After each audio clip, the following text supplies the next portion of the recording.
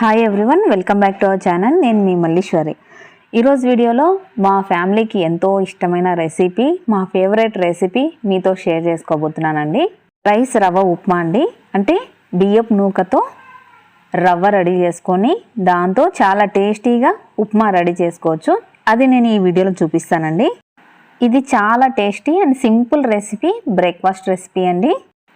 కేవలం 10 నిమిషాల్లో రెడీ చేసేసుకోవచ్చు.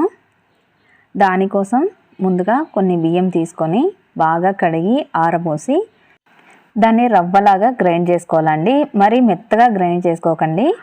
అలా గ్రైండ్ చేసుకున్న దాన్ని మీరు మళ్ళీ తర్వాత జల్లించుకుంటే మీకు కింద పొడి వస్తుంది, పైన రవ్వలాగా వస్తుంది. మీకు ఈ విధంగా చూపిస్తున్నాను కదా ఈ వీడియోలో, ఇలా రవ్వలాగా రావాలండి.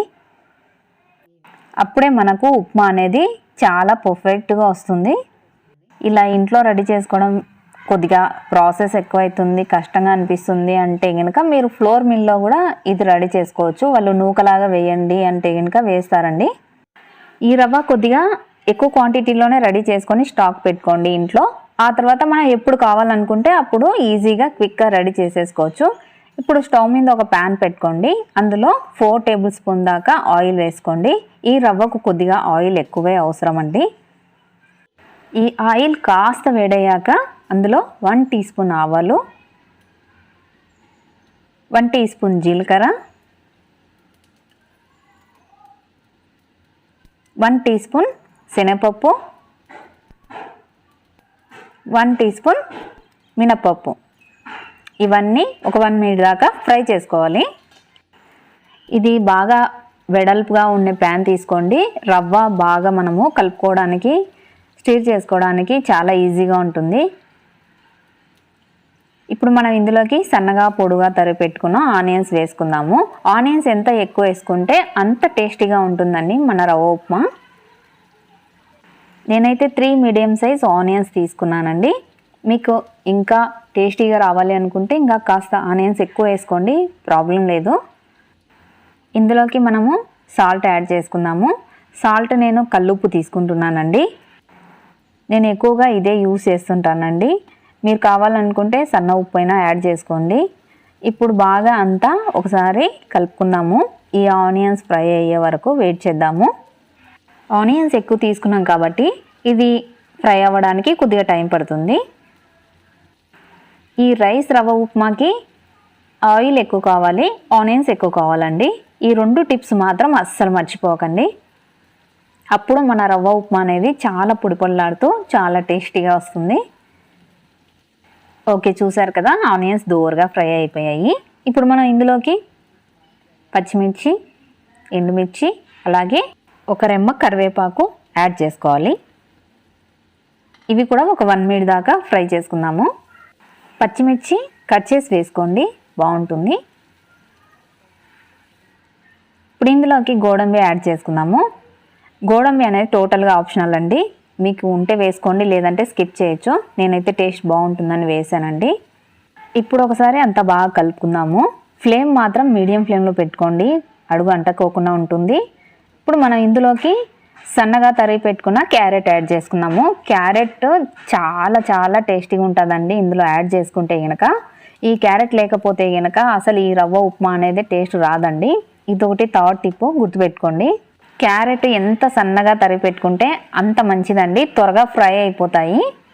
ఇప్పుడు ఈ క్యారెట్ ఫ్రై అవ్వడానికి మనము లిడ్ క్లోజ్ చేసేసి ఒక 2 మినిట్స్ ఫ్రై చేసుకుందామండి, సిమ్లో పెట్టేసుకొని. ఓకే, చూసారు కదా ఫ్రై అయిపోయాయి మన క్యారెట్ బాగా. క్యారెట్ చాలా మంచిది కదండి కంటికి, ఇందులో విటమిన్ ఏ బాగుంటుంది. డైరెక్ట్గా ఎలాగూ తినరు పిల్లలు, అందుకనేసి ఈ విధంగా ఇలా రెడీ చేసి ఇచ్చామంటే కనుక వాళ్ళు కూడా చాలా హెల్తీగా ఉంటారు. మీరు ఇందులోకి పచ్చిమిర్చి బదులుగా క్యాప్సికమ్ కూడా వేసుకోవచ్చండి. ఇప్పుడు మనం ఇందులోకి వాటర్ యాడ్ చేసుకుందాము. 1 గ్లాస్ రవ్వకి 2 గ్లాసులు వాటర్ తీసుకోవాలండి. నేను ఇప్పుడు చూపిస్తున్నాను కదా, ఆ గ్లాస్తో నేను రవ్వ 1 తీసుకున్నాను. దానికోసం నేను 2 గ్లాసులు వాటర్ వేసుకుంటున్నానండి. పర్ఫెక్ట్గా సరిపోతుంది, మరీ ఎక్కువగా వేసుకోకండి, మెత్తగా అయిపోతుంది. వాటర్ యాడ్ చేశాక మళ్ళీ ఒకసారి బాగా అంతా కలుపుకున్నాము. ఇందులో లాస్ట్ టిప్ ఏంటంటే ఈ ఉప్మా అనేది ఒకదానికొకటి అంటుకోకుండా పొడి పొడిలాడుతూ ఉండాలంటే లాస్ట్లో ఇలా ఒక 1 స్పూను నెయ్యి యాడ్ చేసుకోండి. అప్పుడు ఉప్మా అనేది పొడి పొడిలాడుతూ చాలా టేస్టీగా ఉంటుంది. ఒకవేళ కొంతమంది నెయ్యి తినడం ఇష్టం ఉండకపోతే కనుక స్కిప్ చేసుకోవచ్చు. ఓకే, వాటర్ అంతా బాగా బాయిల్ అవ్వాలి, బాగా మరిగించుకోవాలి. మరిగిన తర్వాత మనము రెడీ చేసుకున్న రైస్ రవ్వ యాడ్ చేసుకోవాలి. ఓకే, చూసారు కదా వాటర్ అంతా మరిగిపోయాయి. ఇప్పుడు రవ్వ ఎలా యాడ్ చేసుకోవాలంటే డైరెక్ట్గా ఒకటేసారి వేసుకోకండి, ముద్ద ముద్ద అయిపోతుంది, లమ్స్ వచ్చేస్తాయి. ఈ విధంగా కొద్ది కొద్దిగా యాడ్ చేసుకుంటూ కంటిన్యూగా స్టిర్ చేసుకుంటూ ఉండాలి. అప్పుడు మనకి లమ్స్ అనేది రాకోకుండా చాలా నీట్గా వస్తుంది ఉప్మా అనేది. ఈ రవ్వ యాడ్ చేసేటప్పుడు లో ఫ్లేమ్లో పెట్టుకోండి, ఎందుకంటే మీడియంలో కానీ హై ఫ్లేమ్లో కానీ పెట్టుకుంటే కనుక రవ్వ అనేది తొందరగా గడ్డలు కట్టుకుంటుంది, పర్ఫెక్ట్గా రాదండి. ఓకే, అన్ని టిప్స్ చెప్పాను కదా ఈ ఉప్మా పర్ఫెక్ట్గా రెడీ కావడానికి.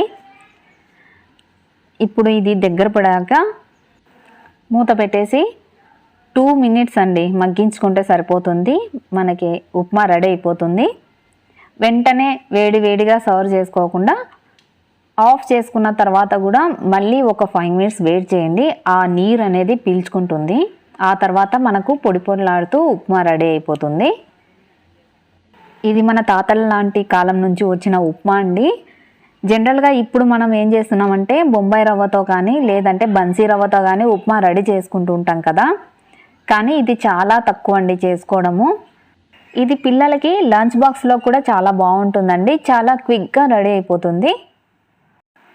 ఓకే, చూసారు కదా 5 మినిట్స్ మగ్గించుకున్న తర్వాత ఈ విధంగా వస్తుంది మనకి. దాన్ని మనము ఇలా గరిటె తీసుకొని అంతా ఒకసారి బాగా కలుపుకోండి స్లోగా, అప్పుడు మనకు పొడి పొడిలాడుతూ వస్తుంది. చూసారు కదా ఎంత పొడి పొడిలాడుతుందో, చూస్తుంటేనే తినేయాలనిపిస్తుంది కదా. వేడి వేడిగా సర్వ్ చేసుకొని తింటే చాలా బాగుంటుందండి. నేను చెప్పిన టిప్స్ ఫాలో అవుతూ ఈ రవ్వ ఉప్మా రెడీ చేసుకున్నారంటే కనుక చాలా టేస్టీగా వస్తుందండి. చూడండి, కొద్దిగా జూమ్ చేసి చూపించాను, ఎంత పొడి పొడిలాడుతూ వచ్చిందో చూడండి ఉప్మా అనేది. అసలు ఒకదానికొకటి అంటుకోకుండా చాలా బాగా వచ్చింది. నేను ఈ రవ్వ అనేది ఎక్కువగా ఫ్లోర్ మిల్లోనే పట్టిస్తానండి, ఎందుకంటే మనము ఎక్కువ క్వాంటిటీలో ఇంట్లో అయితే రెడీ చేసుకోలేము. ఒక 3 కేజెస్ అలాగా బియ్యం కడిగేసి బాగా ఆరబెట్టాక ఫ్లోర్ మిల్కి వెళ్ళి మొత్తం పట్టించుకొని స్టాక్ పెట్టుకుంటానండి. మనకి ఎప్పుడు కావాలనుకుంటే అప్పుడు యూస్ చేసుకోవచ్చు, ఇన్స్టెంట్గా రెడీ అయిపోతుంది. మనం బయట కొనుక్కొని తెచ్చుకునే దానికంటే మనం ఇంట్లోనే నీట్గా క్లీన్గా రెడీ చేసి పెట్టుకున్న మన రవ్వతో ఉప్మా చేసుకుంటే కనుక చాలా హెల్తీగా ఉంటాము, చాలా టేస్టీగా ఉంటుంది. మీకు నచ్చిన పికిల్స్తో సర్వ్ చేసుకొని తినేసేయండి. నేనైతే మ్యాంగో పికిల్తో తింటానండి. మీరు కావాలనుకుంటే లెమన్ పికిల్తో, ఇంకా మిక్స్డ్ పికిల్స్ చాలా ఉన్నాయి కదా, వాటితోటి తినేసేయండి హ్యాపీగా. ఈ simple and quick breakfast recipe మీరు కూడా ఒకసారి తప్పకుండా ట్రై చేయండి. టేస్ట్ ఎలా వచ్చిందో చూసి మీ అభిప్రాయాన్ని నాతో షేర్ చేసుకోండి.